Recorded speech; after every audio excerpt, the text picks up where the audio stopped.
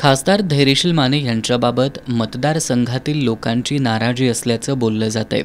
त्यातच आमदार प्रकाश आवाडे यांनी देखील काही दिवसांपूर्वी आता मतदारसंघातील खासदार बदलण्याची गरज असल्याचं सांगितलं होतं। याशिवाय खासदार हरवले आहेत अशा आशयाचे फलक देखील खासदार धैर्यशील माने यांच्या मतदारसंघात काही दिवसांपूर्वी लावण्यात आले होते। विरोधकांच्या या सर्व आरोपांना उत्तर देताना खासदार माने यांनी माझ्यावर होणारी विरोधकांची टीका म्हणजे राजकीय स्टंटबाजी असल्याचा टोला लगावलाय। जनतेची नाळ जोडतच आमचं कुटुंब आलंय आणि आजपर्यंतचा इतिहास जर बघितला तर ह्या चर्चा आणि आरोप सर्वच मतदारसंघामध्ये असतात। हे एका मतदारसंघातला कुठल्या मतदार हे असत नाही।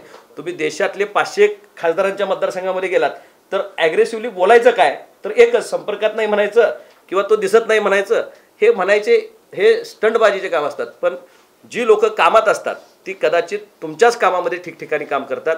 लोकशाही पद्धतीने काम करत असताना टप्प्याटप्प्यानं विकासाला गती देण्याचं काम मी एक खासदार म्हणून त्या ठिकाणी केलंय। निश्चितच आमदार प्रकाश आवाडेंनी खासदार धैर्यशील माने यांच्या कार्यक्षमतेवर प्रश्न उपस्थित करत खासदार बदलायला हवा अशी चर्चा सुरू असल्याचं जाहीरपणे सांगितलं होतं। यावर खासदार धैर्यशील माने यांनी मार्मिक उत्तर दिलंय। नाही, आज नवीन पक्ष नवीन मित्र त्या ठिकाणी तयार होतात। त्यांनाही कुणाची तर घरातल्यांची अपेक्षा असते। अपेक्षा असणं काही वाईट नाही आणि अपेक्षा बोलून दाखवणंही वाईट नाही। त्यांच्या पक्षाकडे त्यांनी अपेक्षा बोलून दाखवली पाहिजे। सार्वजनिक जीवनामध्ये आपण ज्यावेळी या ठिकाणी काम करत असू त्यावेळी ज्यावेळी टीमवर्कचं काम होईल त्यावेळी ही सगळीच मंडळी एका व्यासपीठावर दिलखुलासपणे काम करताना दिसतील। पण जोपर्यंत उमेदवारी डिक्लेअर होते तर लोकशाही पद्धतीनं प्रत्येक नेतृत्व आपल्या आपल्या पक्षाकडे या ठिकाणी आपली मागणी करत असतो।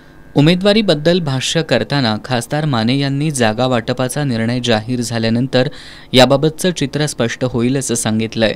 सुळकुड पाणी योजनेबाबत बोलताना त्यांनी या योजनेतून इचलकरंजीला पाणी देण्यास विरोध करणं हे योग्य नसल्याचं सांगितलंय।